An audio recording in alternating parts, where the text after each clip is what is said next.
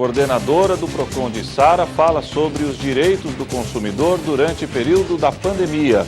Presidente Jair Bolsonaro realizou uma reunião virtual com governadores dos estados para tratar da pandemia do coronavírus.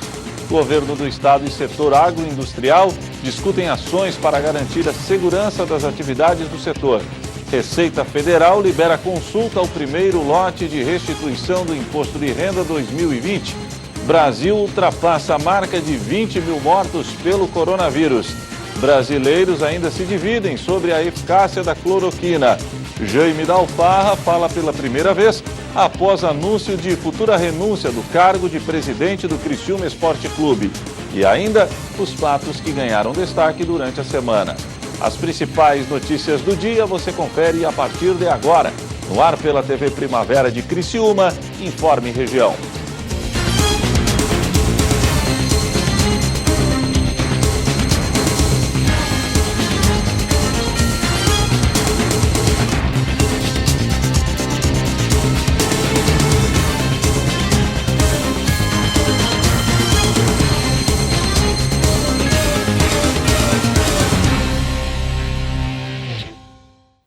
Hoje é sexta-feira, 22 de maio de 2020. Para você que sintoniza a tela da TV Primavera, boa tarde. Em época de pandemia, muitas dúvidas surgem na cabeça da população, como, por exemplo, como faz para pagar as mensalidades escolares, os boletos. Esses são os fatores que mais despertam a curiosidade. Pensando nisso, fomos conversar sobre o tema com uma especialista. Com a pandemia, muitos serviços seguem paralisados. Ao consumidor, o isolamento social tem gerado diversas dúvidas, principalmente no que diz respeito aos pagamentos. Nós fomos até o Procon de Sara para entender melhor o que fazer em cada situação. Uma delas é a educação. Com escolas e instituições de ensino fechadas, o que fazer com as mensalidades? Tenha em mente uma palavra que está sendo muito utilizada e que deve ser utilizada também nas relações de consumo, que é a solidariedade. Isso significa dizer o quê? Que aquele pai, aquele responsável, aquele estudante que não perdeu renda nesse momento, o que se indica através dos órgãos de proteção e defesa do consumidor é que ele continue fazendo o pagamento das mensalidades, porque assim ele vai conseguir fazer com que um outro pai, um outro responsável que tenha perdido renda, por exemplo, consiga negociar mais profundamente os seus valores ou até mesmo ficar inadimplente em algum momento.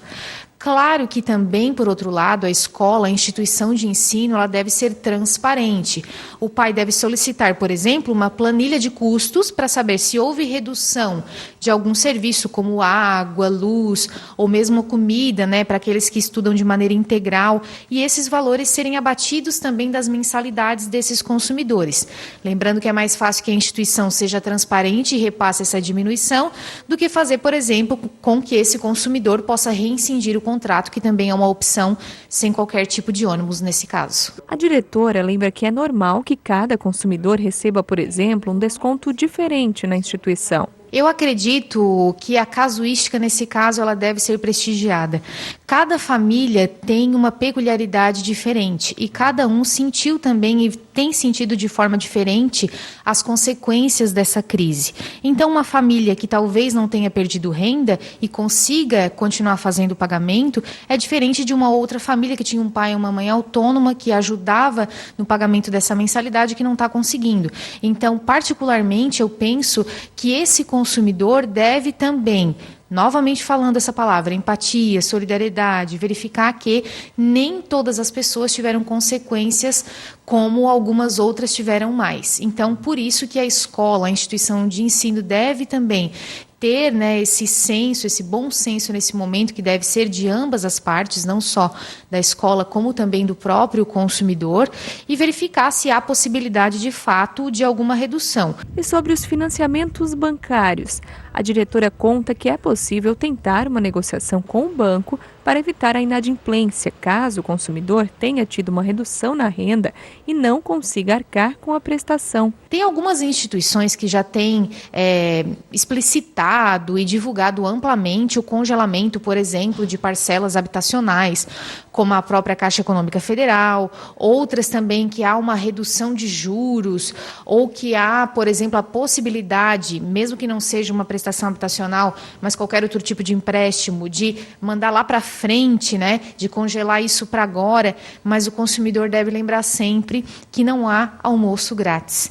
E nem nesse momento de pandemia há almoço grátis. Por isso é importante que o consumidor tenha em mente que é possível, sim, estabelecer um acordo com a instituição financeira para jogar para frente essa parcela, por exemplo, mas ele tem que ter em mente que em algum momento essa parcela será cobrada. E por isso que é importante que haja o diálogo entre as partes. E sobre as dívidas do cartão de crédito? Como tem sido divulgada pela própria FEBRABAN, que é a Federação Brasileira dos Bancos, onde a maioria das instituições financeiras são signatárias, há sempre uma possibilidade de diálogo. Só que muitas vezes o consumidor, porque ele pega a informação pela metade ou porque ele está consumindo muita informação e acaba ficando desinformado, ele vai, por exemplo, até uma agência bancária fazer o pagamento de uma fatura de cartão que já está com o vencimento, enfim, atrasado, e chega lá pleiteando que os juros não sejam cobrados, por exemplo. É importante que a gente relembre a esse consumidor que ele precisa fazer o contato com aquela instituição que emitiu aquele valor.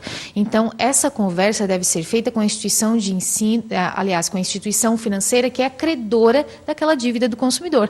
Porque se ele chegar, por exemplo, na agência X bancária para fazer o pagamento e pleitear essa diminuição de juros, é muito possível que ele não vai conseguir sucesso. Sobre a negociação com as lojas no comércio em geral, Caroline diz que também é possível que o consumidor chegue a um acordo. E ela também dá a dica para o lojista. Nesse momento de pandemia, as relações de consumo têm mudado. Por isso, é importante fidelizar o cliente.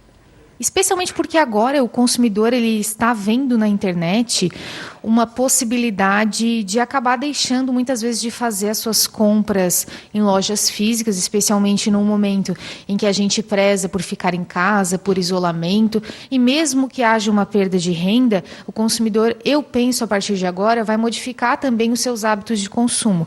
E por isso que as lojas físicas, que o comércio local precisa se reinventar também nesse momento. E a fidelização do cliente faz parte de uma dessas formas de reinvenção aí na maneira da compra e da venda de produtos. Por isso que a gente sempre indica, enquanto órgão de proteção e defesa do consumidor, para que esse comércio, essa loja, seja ela física, seja virtual, que ela converse com o seu consumidor, converse com o seu cliente, recepcione as demandas dos seus consumidores e faça com que esses consumidores também restabeleçam a credibilidade naquele tipo de loja. O presidente da República, Jair Bolsonaro, realizou uma reunião virtual com os governadores para tratar da pandemia do coronavírus. A ajuda federal a estados e municípios foi um dos principais temas do encontro.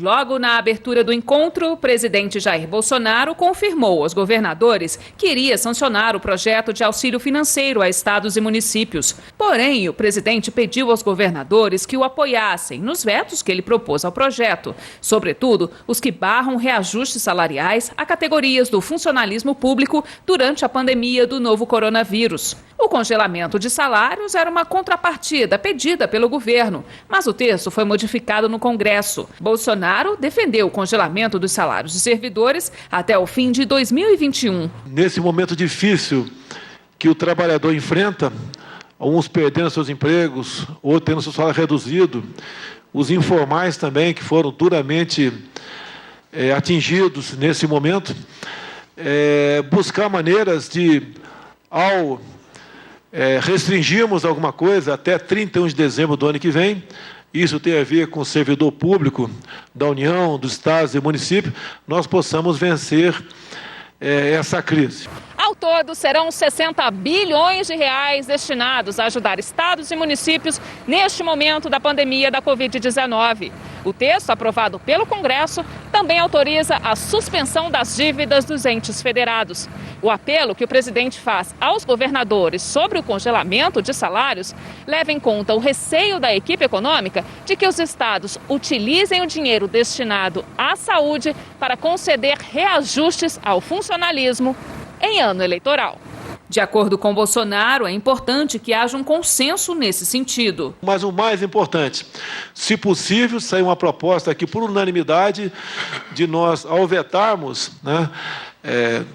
4 dispositivos. Um que é de extrema importância, que esse veto venha a ser mantido por parte do por parte do parlamento. E assim é que nós vamos construir a nossa política, nos entendendo cada vez mais. Junto a Bolsonaro, no Palácio do Planalto, estavam ministros de Estado e os presidentes da Câmara, Rodrigo Maia, e o do Senado, Davi Alcolumbre. Os dois reiteraram a importância de ajudar os entes federados e pediram união de forças no combate ao coronavírus. E esse projeto vem nessa linha, projeto construído no Congresso Nacional, junto com o governo federal, que hoje vem à sua sanção, um momento muito importante no enfrentamento à crise. A união de todos no enfrentamento à crise vai criar, com certeza, as melhores condições para que, no segundo momento, nós possamos tratar, no pós-pandemia, da nossa recuperação econômica e da recuperação, dos empregos dos nossos brasileiros. Mas a união para o enfrentamento ao coronavírus, o enfrentamento em conjunto com essa união para salvar vidas, eu acho que é o objetivo, a sinalização mais importante. Alcolumbre disse ainda que os políticos e governantes têm a responsabilidade de conduzir o país durante a crise causada pelo Covid-19 e também depois, quando, segundo ele, as desigualdades na sociedade devem aumentar. A gente tem que ter a consciência de que essa crise histórica que nós estamos vivendo é uma crise sem precedente nas nossas vidas. Qual é o Brasil que a gente quer um dia depois da pandemia? Durante os pronunciamentos, todos os governadores defenderam o trabalho conjunto entre os poderes no enfrentamento da pandemia. Em nome de todos, o chefe do Mato Grosso do Sul, Reinaldo Azambuja, do PSDB, pediu que o presidente inicie os pagamentos aos estados ainda este mês. Azambuja afirmou que os governadores apoiaram Bolsonaro no veto relacionado aos reajustes salariais. Então nós pedimos, presidente, que o senhor sancione esse projeto. Sancione ele porque ele é importante para a manutenção das atividades dos entes federados, para poder socorrer principalmente aqueles assuntos relacionados à saúde que têm demandado o nosso dia a dia. Eu tenho certeza essa é a grande preocupação do senhor também, e a construção disso. Então, a sanção do projeto, presidente, é fundamental, falando aqui em nome dos 27 estados. E pedir, presidente, se for a intenção do senhor a sanção, que realmente, se possível, que foi uma unanimidade dos governadores, presidente, que possa fazer essa liberação da primeira parcela ainda no mês de maio. Isso é crucial para os entes federados, porque nós estamos vivendo um momento de uma perda brutal das nossas receitas. Mas acho que é um momento da unidade nacional, presidente, que todos nós estamos dando uma cota de sacrifício, é um momento ímpar na história do nosso país. Então, a maioria dos governadores entende importante, se assim o senhor achar, vetar esse artigo dos aumentos salariais. A seguir, governo do estado e setor agroindustrial discutem ações para garantir a segurança das atividades no setor.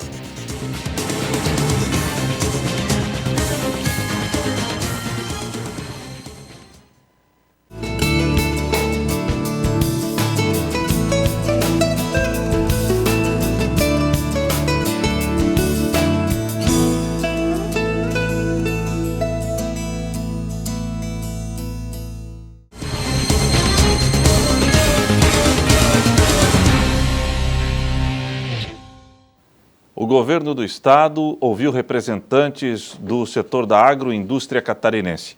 No encontro foram discutidas ações para garantir as atividades do setor.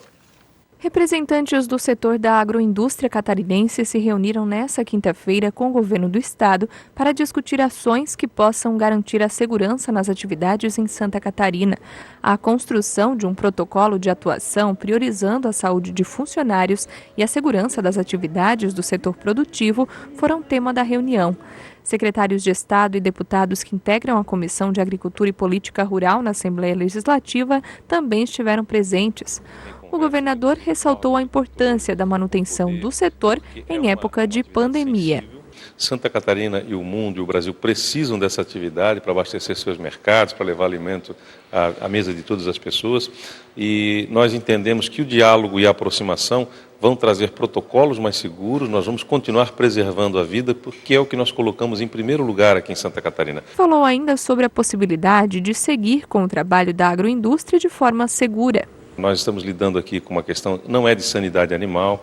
Santa Catarina tem as suas marcas, é livre de febre aftosa, sem vacinação, enfim, tem protocolos internacionais de segurança nesse setor. É um setor altamente tecnológico, uma atividade que desenvolve muito bem, é um celeiro para o Brasil, para Santa Catarina e para o mundo. Então, nós entendemos que agora, como se trata, a pandemia trata de salvar pessoas, de atendimento à saúde das pessoas, dos seres humanos, que se envolvem também nessa atividade, há que se estabelecer um protocolo diferenciado.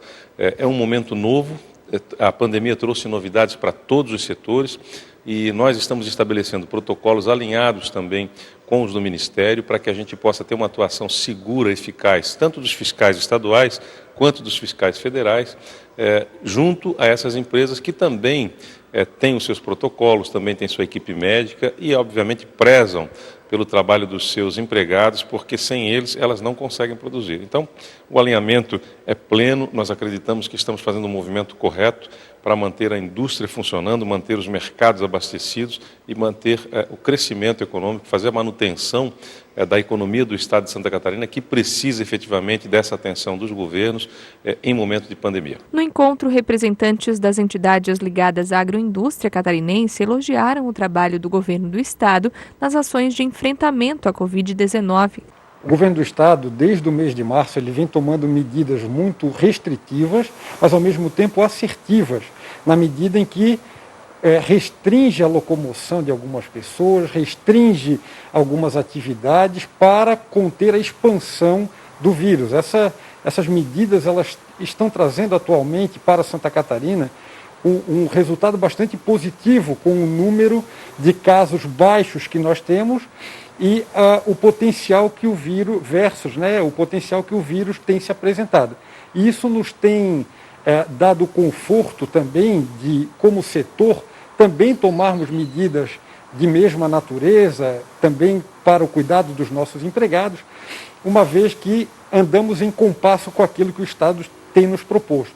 O desempenho de Santa Catarina no enfrentamento à pandemia e a união de forças também foram destacados pelo presidente da Comissão de Agricultura e Política Rural, deputado Zé Milton, e o deputado também integrante da comissão, Coronel Mocelin. O grande trunfo do governo foi iniciar logo o combate à pandemia, reconhecendo o problema e fazendo a gestão de primeiro momento, mas também a união entre os municípios, o Estado e a União, para que discutam o problema em conjunto e junto com o setor privado, como aconteceu com essa reunião com o setor do agronegócio, de mostrar que só o fechamento em si não resolve o problema, deixar só aberto em si não resolve o problema. Nós temos que discutir como conseguir conciliar a proteção das pessoas com o comércio, com a agroindústria, com as coisas funcionando para que o Estado cresça. Olha, os números falam por si só, né? Nós somos um Estado referência, tenho acompanhado isso lá da Comissão de Saúde,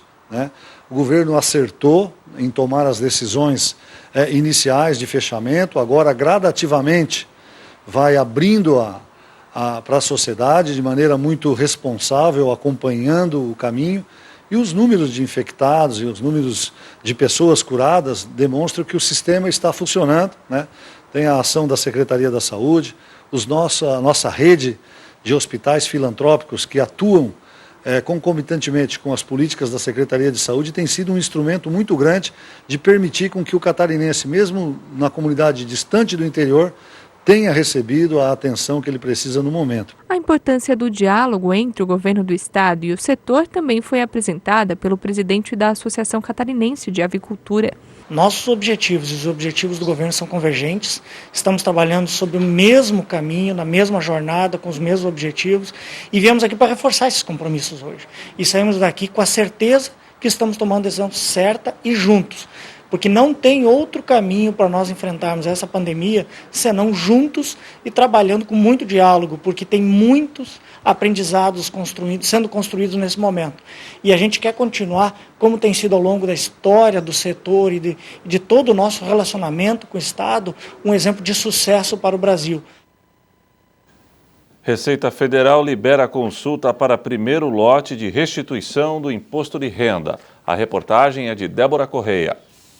A Receita Federal abre nesta sexta-feira as consultas ao primeiro lote do Imposto de Renda de Pessoa Física 2020, relativo ao ano base 2019. As consultas podem ser feitas pela página da Receita na internet, o receita.economia.gov.br, ou pelo telefone 146. O órgão disponibiliza ainda um aplicativo para tablets e smartphones para consultar as informações sobre a restituição do IR e a situação cadastral do CPF. Neste lote, será autorizado um crédito bancário para pouco mais de 901 mil contribuintes no dia 29 de maio, totalizando o valor de R$ 2 bilhões. Como em anos anteriores, esse primeiro lote do imposto de renda vai contemplar contribuintes que têm prioridade legal no recebimento das restituições, que são idosos acima de 60 anos e contribuintes com alguma deficiência física ou mental ou moléstia grave. Nesse ano, o primeiro lote está sendo pago antes mesmo do fim do prazo de entrega do imposto de renda, que foi estendido para o dia 30 de junho por conta da pandemia do novo coronavírus. Essa é a primeira vez que as restituições começam a ser pagas ainda durante o prazo de transmissão das declarações. O Brasil superou novas cifras em números de mortes e contaminações. Mais de 20 mil pessoas já perderam a vida para a Covid-19 e cerca de 310 mil contaminações foram confirmadas. O Brasil superou mais uma triste marca nesta quinta-feira. O Ministério da Saúde informou o registro de mais de 20 mil mortos pela Covid-19. Ao todo, 20.047 pessoas já perderam a vida para a doença. Entre a quarta e a quinta-feira, foram registrados 1.188 óbitos, o maior número registrado desde o início da pandemia. O país também atingiu a marca de 300 mil contaminações. 310.087 casos já foram confirmados. Em um dia, 18.508. Os números podem ser de casos ocorridos em dias ou semanas anteriores à quinta-feira. A pasta também informou que em 63% dos óbitos, a vítima apresentava pelo menos um dos fatores de risco, como cardiopatia, diabetes e doenças renais. Outros 3.521 falecimentos aguardam confirmação para a Covid-19. O governo recomendou o uso da cloroquina para casos leves da Covid-19, apesar da falta de comprovação científica sobre a eficácia do medicamento. Nas ruas do Rio de Janeiro, uma das maiores cidades do país, os cidadãos se mostram divididos sobre o tratamento com essa substância. A cloroquina não é uma unanimidade entre os cientistas e nem entre os brasileiros. Nas ruas do Rio de Janeiro, muitos cidadãos ficam em dúvida em relação ao medicamento que foi recomendado pelo Ministério da Saúde para o tratamento contra o novo coronavírus. Há quem defenda o uso da substância. Eu sou um exemplo vivo. Eu tomei e melhorei. Agora, eu acho que deve ser dado isso em parte ambulatorial. Mas outras pessoas acreditam que precisa haver mais pesquisas sobre o medicamento. Eu acho que falta estudo.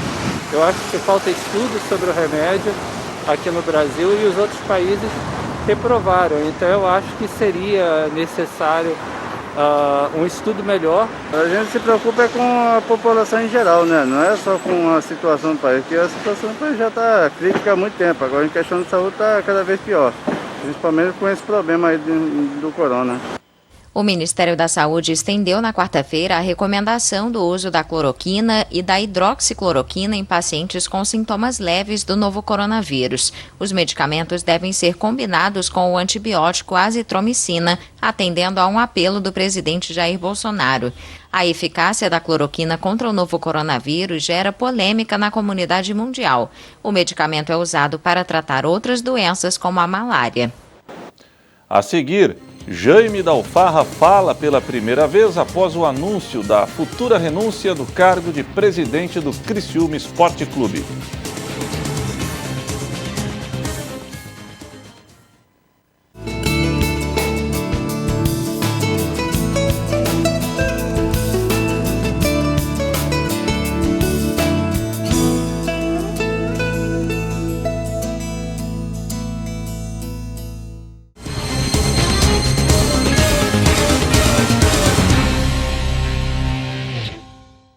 O empresário Jaime Dalfarra falou pela primeira vez após o anúncio da futura renúncia do cargo de presidente do Criciúma Esporte Clube. A coletiva online ocorreu na sala de imprensa Clésio Búrigo, localizada no Estádio Heriberto Ilse. O mandatário do Criciúma, que fica à frente do clube até o dia 31 de dezembro deste ano, afirmou que ao término do seu compromisso vai deixar o Tigre sem dívidas para a futura gestão. Nada muda. O planejamento continua, o orçamento foi aprovado no fim do ano passado por toda a Assembleia do Conselho Deliberativo do clube e cumprirei todas as obrigações junto com todo o nosso grupo de trabalho. Dalfarra ainda se colocou à disposição dos futuros gestores para que seja realizada uma transição tranquila. Porém, o empresário fez algumas ponderações. Uma transição será bem-vinda no momento que o Conselho Deliberativo do clube assim avaliar, entendeu? Que acha necessário no momento adequado, né? Trabalhar no dia a dia do clube, sei lá, é uma coisa a avaliar.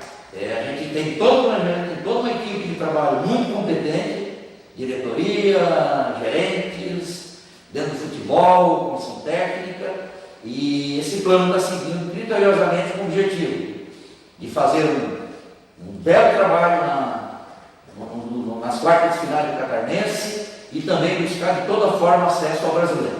Da minha parte, desde que venha com um certo aval, estou aberto a conversar, mas para vir e ajudar a transição teria que vir um recurso financeiro. Apesar de estar deixando o clube, a diretoria continua afirmando que o objetivo principal é subir o tricolor para a Série B.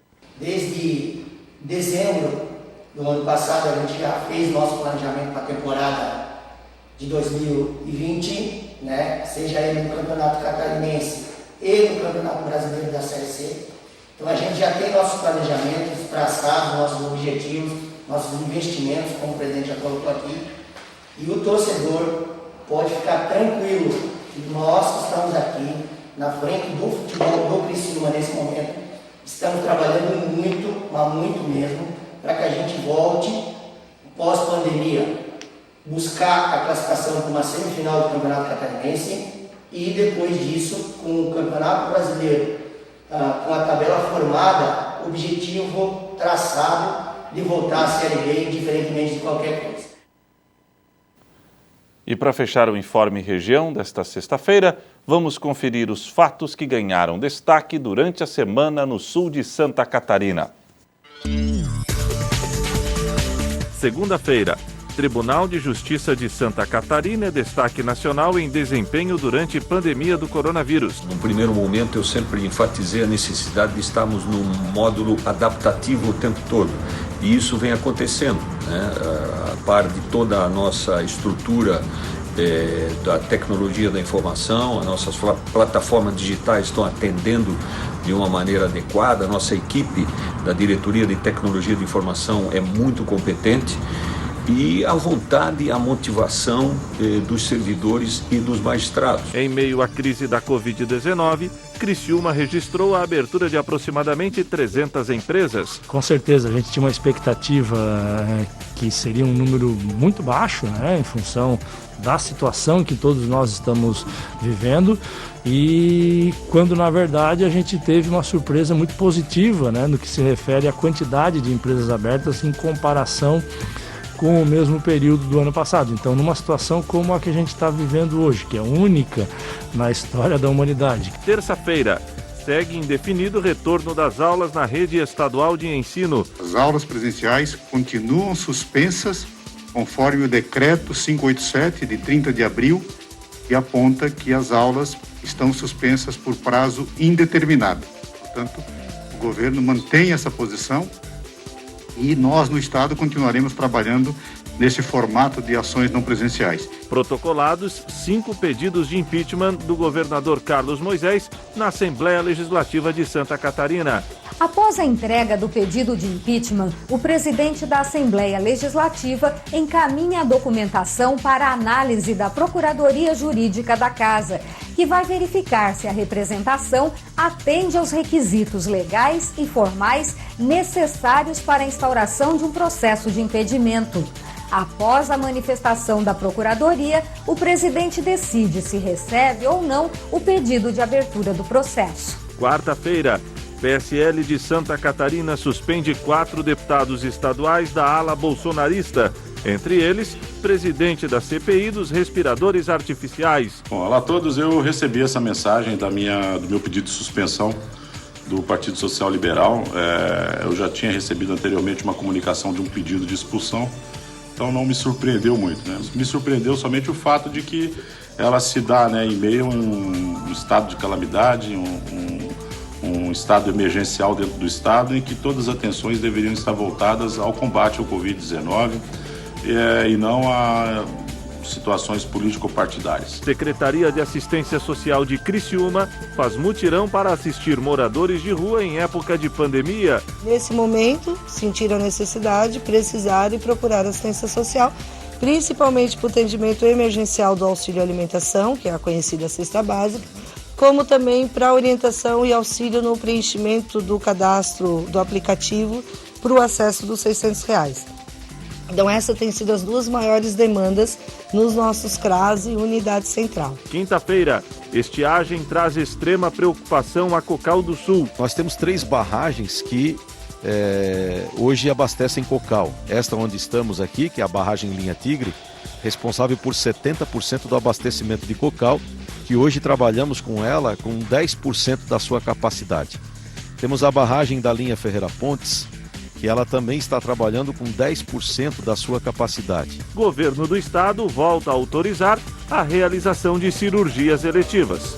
Uma novidade também que teremos para anunciar hoje é o regramento, o retorno das cirurgias eletivas e também das consultas eletivas para hoje. É uma portaria que será editada. A gente criou algumas regras de, principalmente, capacidade de ocupação dos hospitais.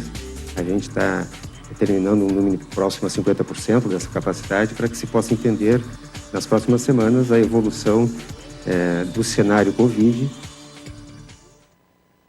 E o Informe Região desta sexta-feira fica por aqui.